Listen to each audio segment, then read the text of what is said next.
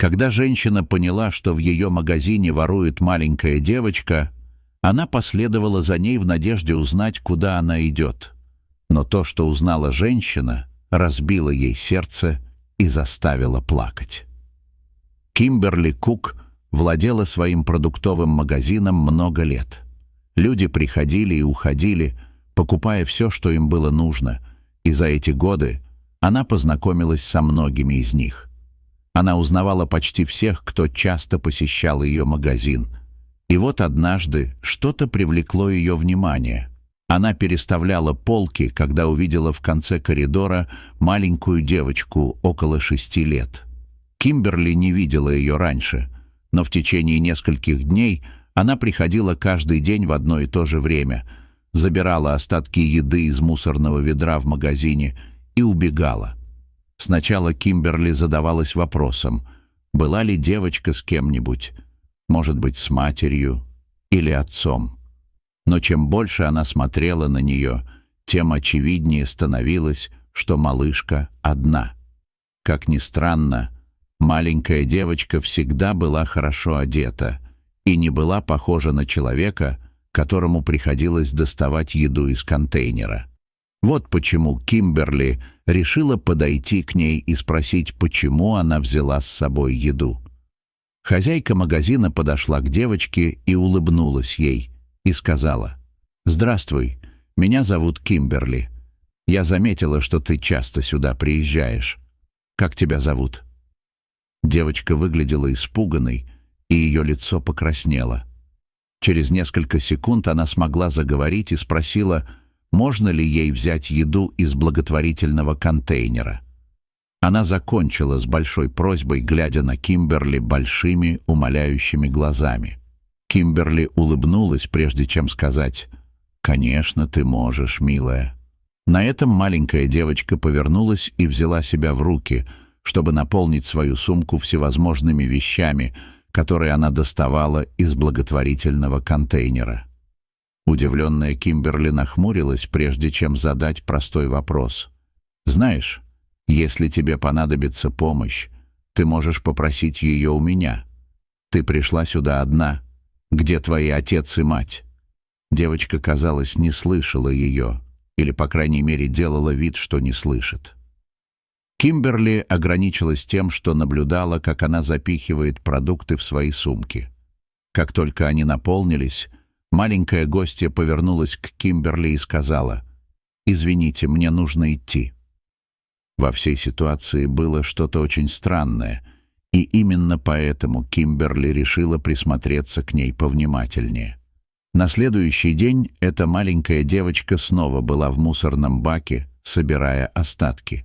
Кимберли знала, что пришло время провести еще одно расследование, поэтому она сделала вид, что занята, ожидая, пока девочка закончит сбор остатков еды. Когда малышка повернулась, чтобы уйти, Кимберли тихо попросила своего коллегу присмотреть за магазином, и она молча последовала за девочкой из магазина. Кимберли села в машину и последовала за ней. Она не хотела вызывать подозрений. Девочка бродила по улицам, размахивая сумкой с вещами, которые она только что забрала из магазина. Конечно, ее не сопровождали, хотя никто не обращал внимания на одинокую 6-летнюю девочку, которая шла пешком. Потом она свернула в переулок. Кимберли припарковала машину и вышла из нее, следуя за ней на некотором расстоянии. Она заметила, что девочка, пройдя немного вперед, сделала еще один поворот по более темному и узкому переулку. Все это было очень странно, и Кимберли чувствовала себя обеспокоенной. Это казалось очень неприятным местом. Со своего безопасного расстояния Кимберли видела, как девочка подошла к дому, вернее, к гаражу. Дверь открылась, и Кимберли напряглась, чтобы увидеть, что внутри. Казалось, там был мальчик, который выглядел еще младше девочки, и маленькая собачка, которая выглядела не очень здоровой. Внезапно девочка повернулась и увидела, что Кимберли наблюдает за ними. Женщина побежала к ним, в то время как они пытались закрыть дверь гаража. Кимберли сказала, что она была там не для того, чтобы причинить им вред, и что она просто хотела помочь. Возникла долгая пауза, прежде чем девочка сказала: «Нет, мы не собираемся выходить. Не звоните в полицию. Уходите». Кимберли издала тихий стон и заверила детей, что не будет звонить в полицию. Через несколько мгновений дверь снова открылась. На этот раз была только девочка и больше никого. «Где ребенок и собака?» — спросила Кимберли. Девочка оглянулась через плечо, и слезы хлынули из ее юных невинных глаз. «Пожалуйста, не забирайте их у меня. Я старшая сестра Джейсона. Моя мама сказала мне присмотреть за ним. Меня зовут Стейси. У нас также есть собака. Ее зовут Тимми». Кимберли спросила, почему они были в гараже. У них не было дома, в который можно было бы пойти. Ответ Стейси начал все объяснять. Девочка начала говорить и сказала: «Мама и папа погибли, поэтому мы сбежали из дома и пришли сюда». А потом миссис Грин сказала, что поскольку мама и папа погибли в пожаре, полиция поймает нас и отправит в другое место. Но я этого не хочу. Это произошло 2 недели назад. Мы играли на улице, и произошел пожар. Папу и маму отвезли в больницу, но они так и не вернулись. Теперь у Кимберли были слезы на глазах. Она ужасно переживала за бедных детей и понимала, почему. Девочка ходила в ее магазин и брала с собой еду. Но Кимберли не могла оставить там детей, поэтому велела им пойти с ней, пообещав забрать их и отвезти собаку к ветеринару. Стейси, казалось, доверяла Кимберли и кивнула. Она согласилась поехать только в том случае, если она не расстанется с Джейсоном и Тимми. Медленно Джейсон вышел из темного угла гаража с собакой на руках. Кимберли отвезла их к себе домой, где ее ожидал потрясенный муж Джон. Мужчина предложил вызвать полицию, но Кимберли сказала ему, что обещала этого не делать в течение следующих 2 недель. Она просматривала газеты и местные интернет-группы, чтобы узнать, не искал ли кто-нибудь этих 2 детей и собаку. Но, казалось, никому не было до них дела.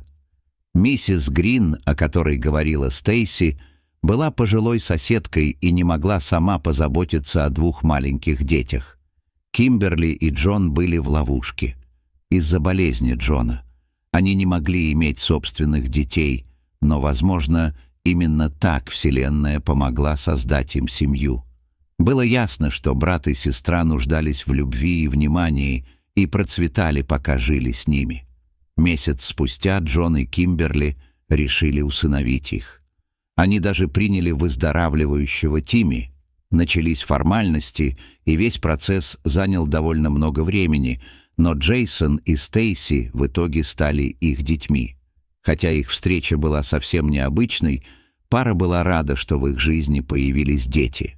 А что касается Стейси и Джейсона, они были в восторге от того, что у них есть дом и любящие родители, и им больше никогда ничего не понадобится, и им не придется искать еду в мусорных контейнерах. Дорогие зрители, а как бы вы отреагировали, если бы узнали, что маленькая девочка ворует в вашем магазине? Расскажите, пожалуйста, в комментариях.